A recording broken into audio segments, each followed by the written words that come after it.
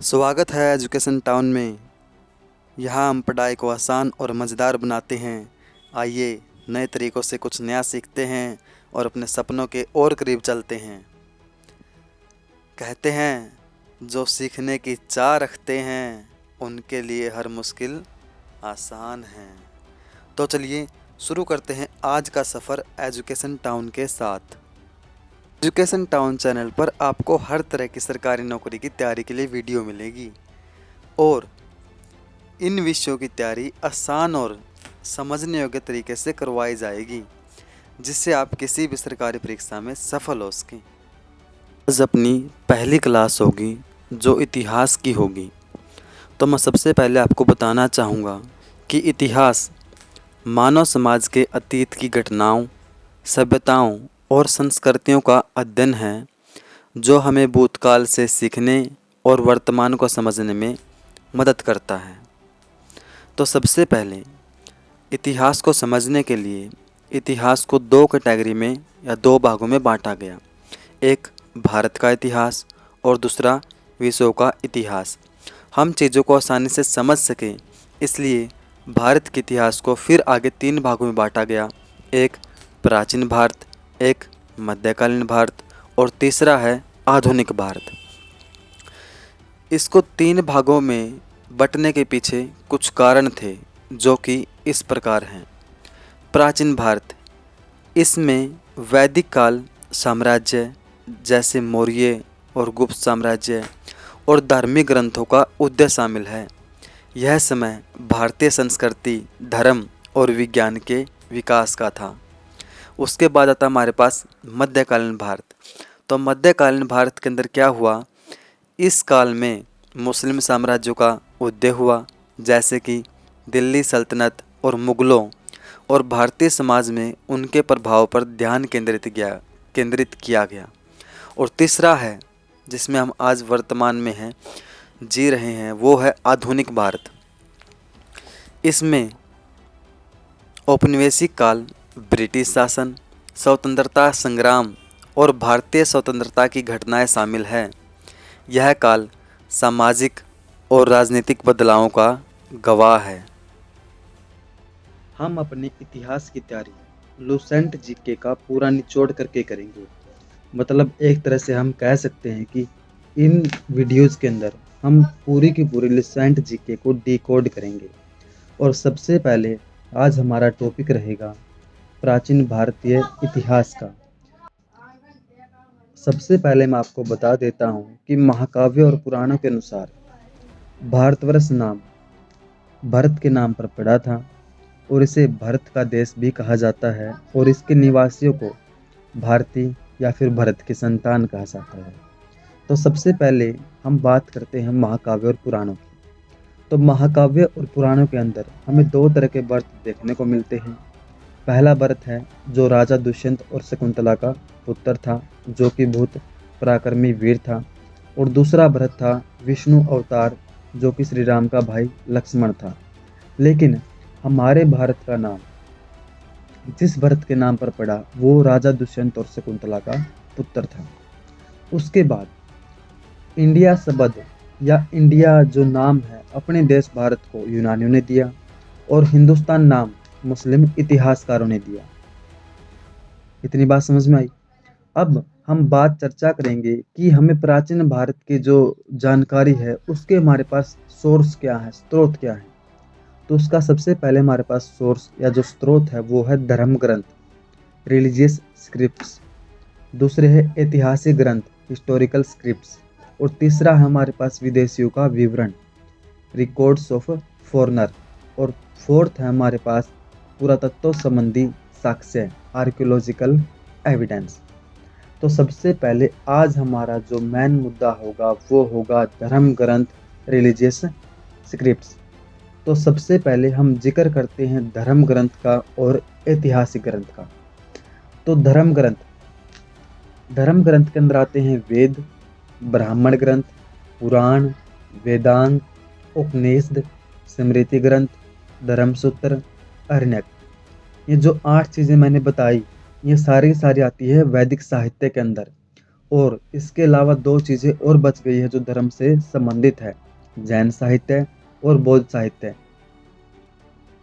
यदि हम कुछ ऐतिहासिक ग्रंथों की बात करें तो सबसे पहले हमारे पास अर्थशास्त्र है जो कौटिल्य ने लिखा, राजतरंगिणी है कलहन की, चचनामा है अली अहमद का, अष्टाध्यायी है पाणिनि की, गार्गी संहिता है कात्यायन की और महाभाष्य है पतंजलि का।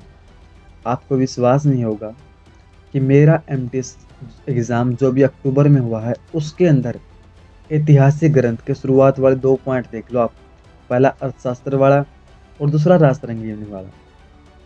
ये दोनों क्वेश्चन मेरे एग्जाम के अंदर थे। तो उसके अंदर पूछा गया था कि चंद्रगुप्त मौर्य का समकालीन कौन था, तो वहाँ पर ऑप्शन के अंदर था विष्णुगुप्त। और मुझे पता था कि विष्णुगुप्त किसका नाम है, कौटिल्य का ही नाम है, और कौटिल्य का एक नाम और है जिसे हम चाणक्य कहते हैं। और दूसरा क्वेश्चन जो मेरे एग्जाम में आया था वो आया था, कश्मीर का इतिहास किसने बताया। तो मुझे पता था कि कश्मीर का इतिहास इस राजतरंगिणी पुस्तक में लिखा है, स्टेप टू स्टेप। और मुझे ये भी पता था ये किसने लिखी है, कल्हण ने, वहाँ पर ऑप्शन डी था कल्हण, और मैं टिक करके आ गया। तो इसी तरह से हम पूरी रिसेंट जीके का निचोड़ करेंगे और आपको केवल वही फैक्ट पढ़ाए जाएंगे जो आपके एग्जाम के लिए इंपॉर्टेंट होंगे, मोस्ट इंपॉर्टेंट होंगे। चलिए अब हम आगे बढ़ते हैं। सबसे पहले हम बात करते हैं वेद की। तो भारत का सबसे प्राचीन धर्म ग्रंथ वेद है। वेद किसी एक व्यक्ति ने नहीं लिखे थे, इसका मतलब इनका रचयिता नहीं था, इनका संकलन करता था, जिसका नाम है महर्षि कृष्ण द्वैपायन वेद व्यास। ये वो व्यक्ति था जिसने वेदों को संकलित किया, अच्छी अच्छी ऋचाएं उठाई, उनको संकलन करके बनाया, उनको नाम दिया। तो भारत का सबसे प्राचीन धर्म ग्रंथ याद रखोगे ना, क्या है, वेद। और वेदों का संकलन करता महर्षि कृष्ण द्वैपायन वेद व्यास। और वेद संख्या में क्या है, 4। सबसे पहले ऋग्वेद, उसके बाद सामवेद, उसके बाद यजुर्वेद, और फोर्थ जो हमारे पास जो सबसे लास्ट का वो अथर्ववेद। और इनके आने का क्रम भी यही था, मतलब जो सबसे पहले आया वो ऋग्वेद, मतलब जो सबसे पहले लिखा गया, उसके बाद जो आया वो सामवेद, उसके बाद यजुर्वेद और उसके बाद अथर्ववेद। तो सबसे पहले हम पूरा करेंगे अपने ऋग्वेद को, और वो हर एक इम्पोर्टेंट चीज़ पढ़ेंगे जो एग्ज़ाम पॉइंट ऑफ व्यू से बहुत ही इम्पोर्टेंट है, छोड़ेंगे नहीं किसी को भी। तो सबसे पहले हम बात करें ऋग्वेद की, तो ऋग्वेद का जो अर्थ है, जो मीनिंग है, वो होता है ऋचाओं के क्रमबद्ध ज्ञान का संग्रह, collection of systematic knowledge of recharge. आप बाइलिंगुअल तैयारी कर सकते हैं, ये जो नोट्स हैं वो हिंदी और इंग्लिश दोनों में है। तो ऋग्वेद का जो मतलब होता है, जो अर्थ होता है, वो क्या है, ऋचाओं के क्रमबद्ध ज्ञान का संग्रह। और ऋग्वेद को बांटा गया है, विभाजित किया गया है 10 मंडल के अंदर, 1028 सूक्त के अंदर। सूक्त बोलते हैं मंत्रों के समूह को, और इसके अंदर 10,462 ऋचाएं हैं, जिनमें से 250 ऋचाएं अकेले इंद्र देवता को समर्पित है। तो वैसे इंद्र देवता वर्षा का देवता है, आप ऋचाओं के हिसाब से पता लगा सकते हैं कि उस टाइम में पॉपुलर जो विशेष था, जो फेमस था, वो कौन था, इंद्र देवता फेमस था, और वर्षा के देवता के नाम से इंद्र देवता को जाना जाता है। और 200 ऋचाएं हैं अग्नि देवता को समर्पित, और ऋग्वेद के पढ़ने वाले को होत्र कहते हैं। कई बार एग्जाम के अंदर सीधा पूछ लिया जाता है ऋग्वेद के पाठकर्ता को क्या कहते हैं, तो ऋग्वेद के पाठकर्ता को होत्र कहते हैं बेटा भी। अब बात आती है ऋग्वेद से हमें जानकारी क्या मिलती है। तो ऋग्वेद से हमें जानकारी मिलती है आर्यों की राजनीतिक प्रणाली की।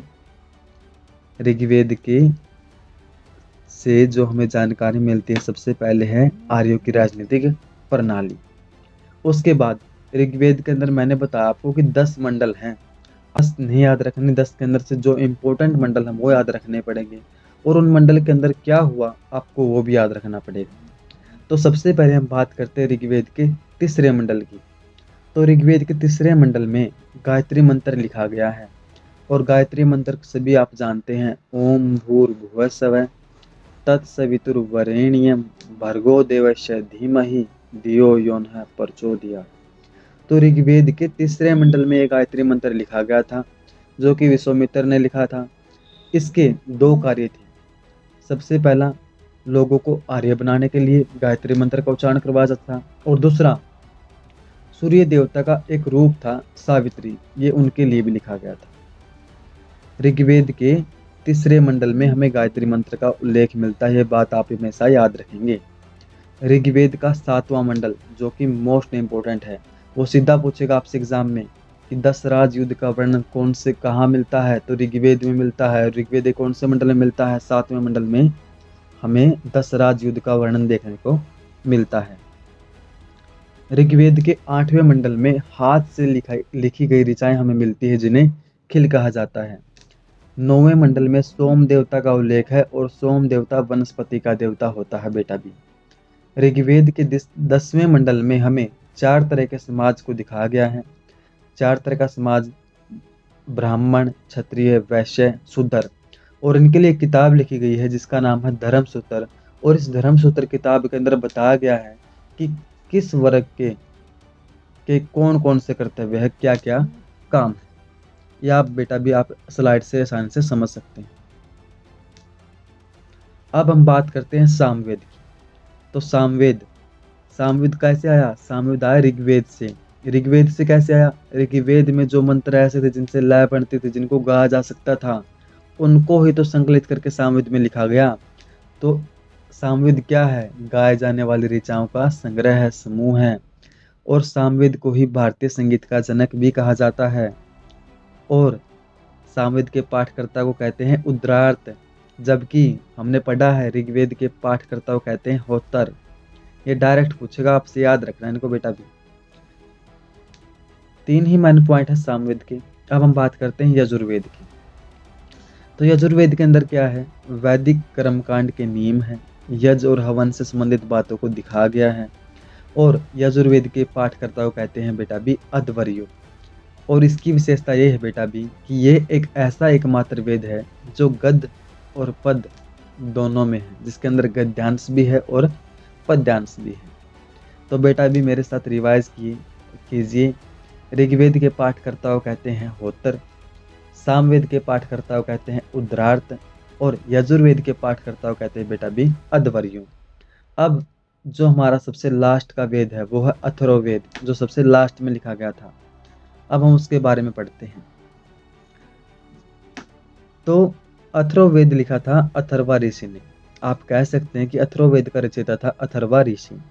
और इस अथर्ववेद से हमें जानकारी क्या क्या मिलती है?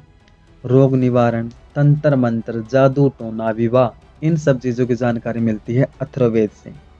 सामान्य मनुष्यों के विचार, विश्वास और अंधविश्वास, इसकी जानकारी भी अथर्ववेद से मिलती है।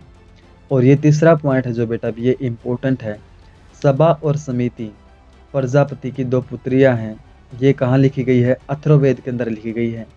सभा और समिति से बेटा भी मतलब है एक राजा को न्याय करने के लिए एक सभा की भी जरूरत होती है और एक समिति की भी जरूरत होती है, जिनको प्रजापति की 2 पुत्रियां कहा गया है। और इस अथर्ववेद के अंदर ही बेटा भी कन्याओं के जन्म की निंदा की गई है। तो बेटा भी आप समझ सकते हैं कि ऋग्वेद जहाँ संस्कार थे, जो सबसे पहले लिखा गया, और जब हम लास्ट तक आ गए अथर्ववेद तक, तो कन्याओं के जन्म की निंदा तक होने लगी। इसका मतलब आप समझ सकते हैं बेटा भी समाज कहीं ना कहीं डिमोरलाइज होता जा रहा था। आज की वीडियो में हम इतना ही पढ़ेंगे, और हम इस वीडियो के माध्यम से पूरी की पूरी रिसेंट जीके को डिकोड करेंगे। और आपका होमवर्क केवल इतना होगा बेटा भी, कर इन क्वेश्चंस को रिवाइज करेंगे। चलिए बेटा भी मिलते हैं नेक्स्ट वीडियो के साथ। प्लीज़ चैनल को सब्सक्राइब करना, लाइक करना, और यदि आपको अच्छा लगे तो प्यारा सा कमेंट भी करना। थैंक्स।